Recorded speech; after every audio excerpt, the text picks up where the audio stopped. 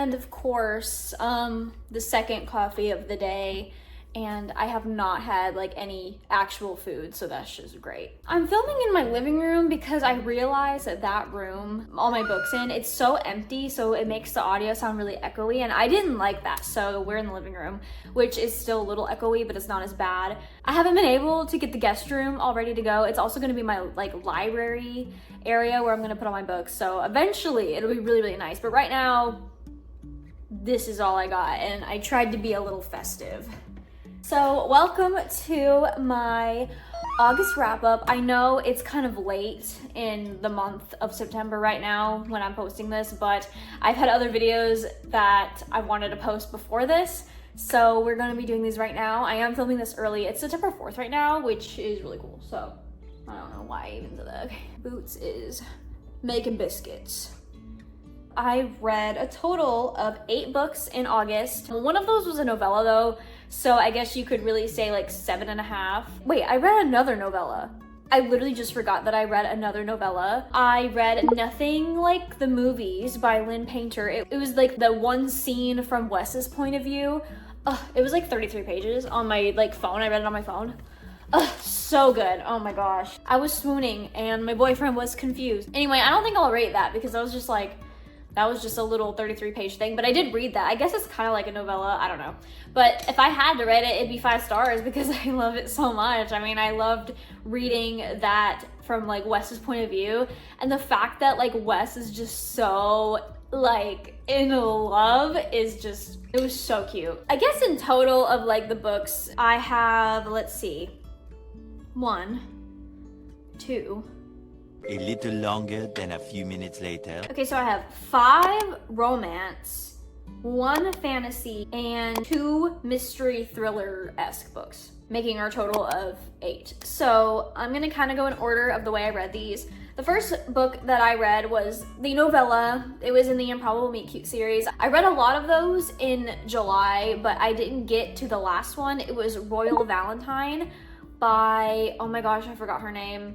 I didn't write down any of these authors, but I did really like this novella. It was about like a princess and she kind of wants to just live like a normal life for like a day. So she switches places with her assistant and she just goes out and then she meets a guy and then they spend the day together.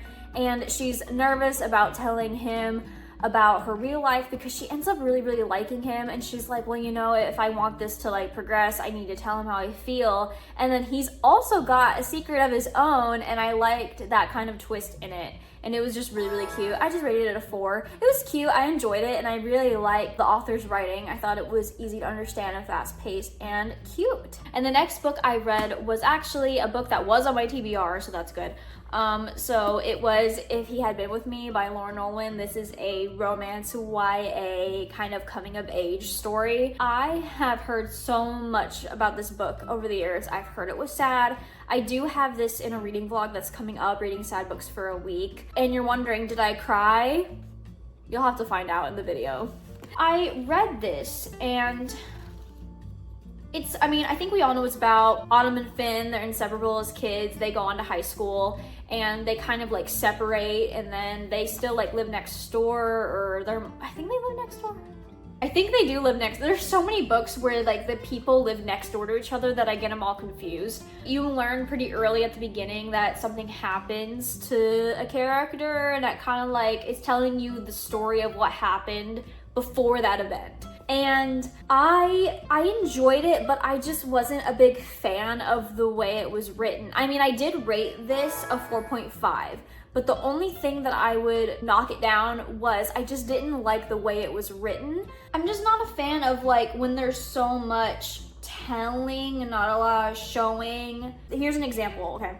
He and his mother spend Christmas at our house. My father makes an appearance. His father sends me a present that is both expensive and unfathomable. Winter is a blur. Spring is a painting of pale green, and I sit watching from the stands while Finney plays soccer. I don't know how to explain it, but I like much prefer dialogue pushing a story along rather than, and I would do this, and we would do that, and we would sit on the porch and watch the sunrise, and we would do this, and then next week we would do that. Like, I'm just not a fan of that. But I still enjoyed the story of this a lot. Like, I liked the characters, and I liked following along with the story. So even though I know what happened at the end, I didn't know like the details of it. So it was kind of crazy to learn about that and what exactly happened. Yeah, the way that this book ended off really surprised me, especially with Autumn. I really wasn't expecting that, and it kind of made me happy in a weird way. And I know maybe not a lot of people agree with that, but it did make me feel happy because in a way, like, she still had something to hold on to, you know what I mean? Kind of like sad but cute at the same time. People may disagree, people probably would. Fucking Jamie, man.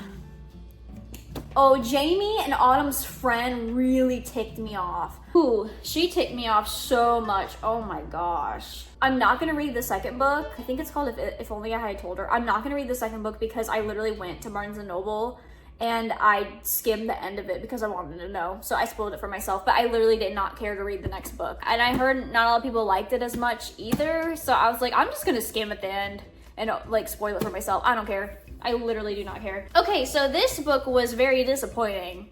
Very, very disappointed with this one. It wasn't like bad, but it really wasn't what I wanted it to be. I read Ruthless Vows by Rebecca Ross.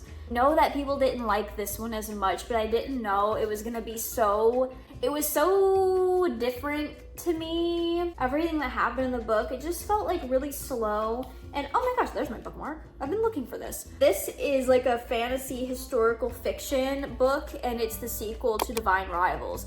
I love Divine Rivals a lot, and I think I love Divine Rivals because we did have that enemies to lovers aspect in it. And this book kind of doesn't really focus on that. It's a lot of world building, a lot about the war that's going on between the gods. And I do understand that there's a majority of people that do like reading books like that. And personally, I just am not like a huge fan of the historical like fiction. And I love the first one because we had more romance in it to carry the plot along and kind of keep me interested. But this one, I was just expecting a lot more from it. And even like the side characters, I thought there was going to be more romance with the side characters, and there really wasn't at all. And there were times that I just like could not get into. I didn't want to pick it up. Like I really could have DNF'd this. I know that that's bad, like, because I know a lot of people love this book. I think I had someone commented on my Goodreads review, and because I did rate this a 2. Honestly, I would have loved this book a lot more if I would have loved this story a lot more if the 2 books were just combined into one. I think if they were just combined into one, I think a lot of people would like it a lot better. Sometimes there's really no need to do a duology, and I really don't think it was necessary. I think if she just wrote one big book, I really think a lot of people would have enjoyed it more. And honestly, this could have been cut down a little bit as well. But there were some parts of the book that I really did enjoy, but it's just the majority of it I really didn't enjoy it, and it felt just really slow. Yeah, that was a little bit of a disappointment. Okay, and the next book that I read was not on my TBR. And I have actually been reading this one on and off for a really long time, and I actually did read it on my Kindle, and that was Binding 13 by Chloe Walsh. This series, I wasn't sure how I'd feel about it. I knew it was a sports romance, and I knew it was about rugby and these 2 characters named Shannon and Johnny. And I really didn't know if I was gonna really like it, only because like I don't know what rugby is, and I was like, what is rugby? But I read this because I know a lot of people really enjoy the series, and a lot of people rate this a 5 stars, and a lot of people were like 20 pages in, I'm hooked, or like 10 pages in, like I can't stop reading it. And I did not feel like that. I felt really bored, and I was like, what is the plot? Like I went into it thinking there was gonna be a big thing that had to be resolved, and there kind of is one, but I was just reading the characters' story and just following them. And that's before I knew that this story was just a very character-driven book. We're just learning a lot about like the characters, and we're kind of just following them kind of through their days or whatever. And then after I realized that, I was like, oh, I'm an idiot. And I did post like, hey, does anyone kind of feeling like bored of the story or whatever? And does it get like better? And they're like, it gets better, it gets so much better. I posted on my community tab, and I'm like, okay. So I kept going and I kept going. And then I ended up really enjoying it. It did take me about 200 pages to get into it, and it is a long book. It's a long book, and it's like a thick book. It's something that you just kind of have to set your mind to and go into it knowing that, hey, I might not be super interested in it, but it does get better. And it definitely did. The story just follows Johnny Kavanaugh. He's a star rugby player, and Shannon is the new girl. She has a lot of stuff going on. She has a really hard home life, and then after she moves into the school, she's around people that she loves, like her friends, and like, you know, she meets Johnny in this like weird way, like a very interesting way. They end up sparking a friendship, and then they start liking each other. It kind of just tells the story through that. And Johnny also, even though he's a star rugby player, he has a very interesting injury that affects something that's really, I thought the injury and what it affects of him was like odd to read about. I don't know how anyone else felt about that, but I was like, this is kind of an odd injury, and like the way he talks about it was weird. I'm just very surprised that this is a YA book. This is like a YA sports romance. The things that they talk about in this book, why is it a YA book? There's no spice in it, but they definitely talk about it and mention some stuff, so I was just very surprised it was YA. We also learn a lot about Shannon's friends and Johnny's friends and following the stories of them, and I know other books are about the friends and stuff, which is like, gonna be really interesting to read in the future. This book ended in a cliffhanger, and I was like, oh, like that's honestly like a really crazy cliffhanger to leave it off on. Literally one sentence, one question, ended, and I was like, wow. I rated Binding 13 a 4-star. It was not a 5 because it just took me so long to get into it. I think if it hooked me more from the beginning, I think I would have rated it a 5, but it's just a 4-star. I'm excited to read the next book, and I will continue on with the series.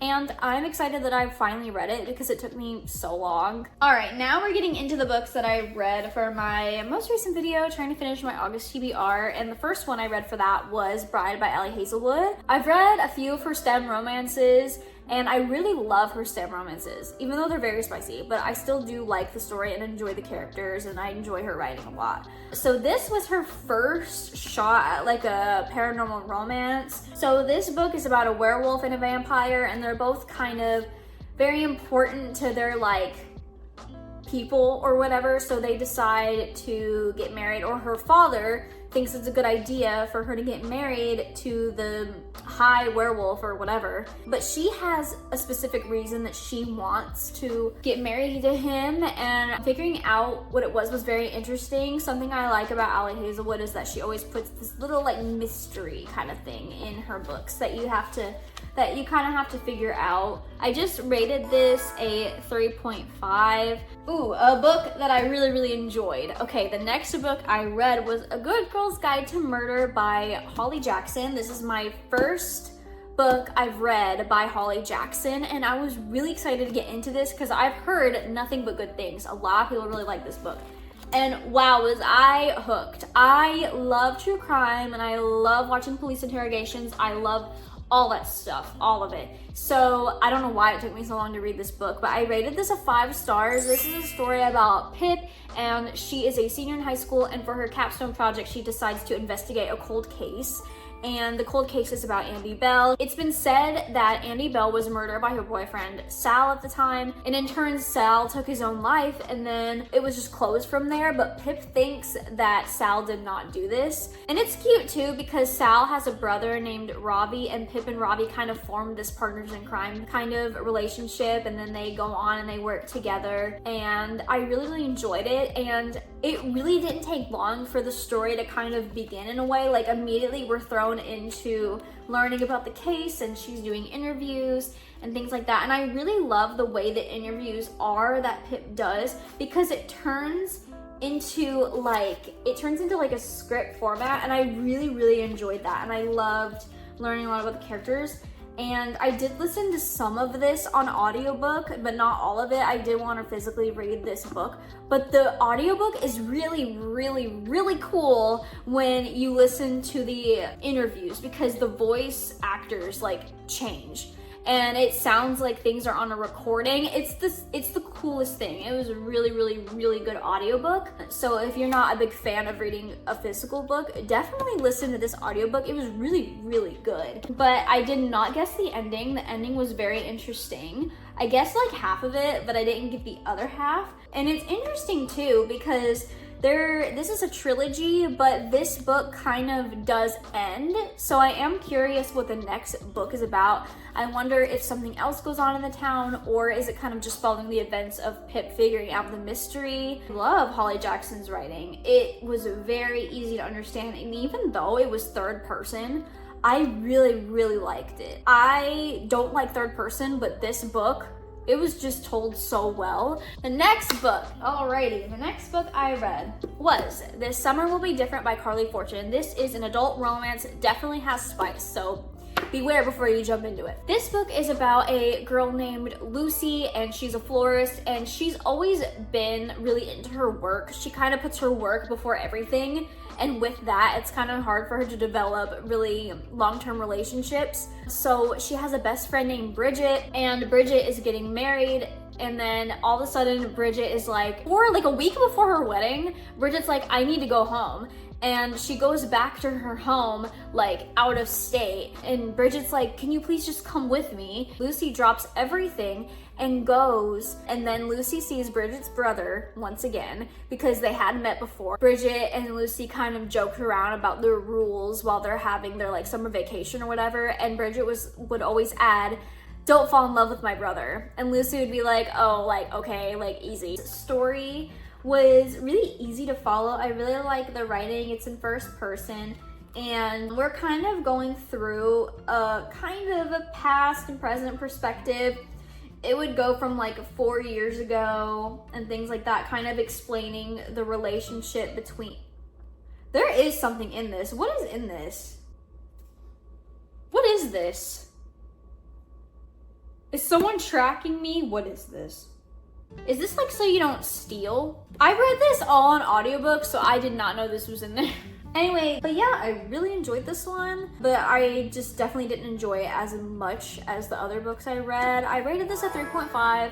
This is kind of like, you know, average, but like good still. Like, I would definitely recommend this to people. Anyways, moving on. Okay, and the final book, sorry, Boots. And the final book that I read this month, I expected a lot more out of this book. I read A Flicker in the Dark by Stacey Willingham. This was the first book I read by this author, and I really did expect it to be a lot better. This is a mystery thriller, and I realized in my reading vlog, I did not talk about what this was about. So this is about a woman named Chloe Davis. When she was 12, 6 teenage girls went missing in her small town, and then come to find out her father had admitted to the crimes, and he was put away for life. This left Chloe alone with her older brother and her mother. After that, you know, time passes. Chloe is like about to get married. She has her own practice. She's like a psychologist. Suddenly, the murders are happening again. There's one teenage girl that goes missing, and she's like, oh no, like the history starts repeating itself. So she decides to investigate. I think she feels just very connected to the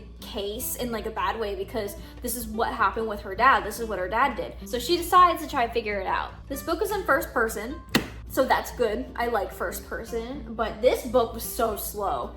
It was so slow. It was telling us a lot of what happened in her past, and there was some dialogue here and there, don't get me wrong, but I think I would have preferred it if it would have just been like 10 years ago, you know, and then have the dialogue and have the information in there that we need to know, like in a dialogue format, instead of like just explaining everything, because there were pages and pages with no dialogue. No, like the next page, no dialogue.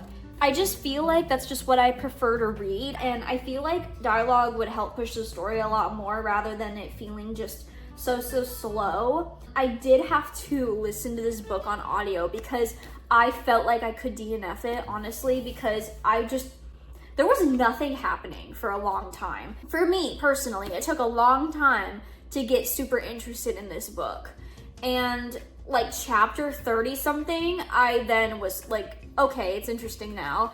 And with how the ending is and how good the ending was, I'm just so disappointed, but the ending was just so good. Everything that was going on, the ending was so good. And for the longest time, I was like about to rate this like a 2.5 or something, because I was just getting so like bored and stuff. And I was like, okay, I think I guessed the culprit. Like I probably will guess it or whatever. And I didn't. I really wasn't expecting that at the end of the book. And it just makes me so sad, because I think this would have been a lot better if it just wasn't so slow. But yeah, so I ended up rating it a 3. It's just so unfortunate that the ending was so good. The rest of it was just slow. I just feel like this had a lot of potential to be like really, really, really solid mystery thriller, but yeah, unfortunate. I don't have Binding 13 with me, but I read it on my Kindle, so let's just pretend. I did attempt to read Maybe This Time by Casey West, but obviously I didn't finish it. I only got like 60 pages in. It's really, really, really cute so far, but I just wasn't able to finish it because I didn't have time. These are all the books that I read in August. Yeah, I had a really good reading month, a really solid one. I feel very proud of myself, although I did rush at the end. I have a really cute idea to pick my TBR in October, so I'm like really excited to film that whenever it comes around. But yeah, these are all the books that I read in August, and thank you guys so much for watching this video. And again, thank you so much for 1,000 subscribers. I feel just so happy. So I feel like I have to thank you in every single video for just supporting me and watching me. And it's crazy to think that people just like to listen to me talk about books, and I just love the community. Like I love the booktube community. It's been really nice, and it's just been a great outlet for me. So anyways, that's the end of this video. Thank you so much for watching, and I will see you in the next one. Bye!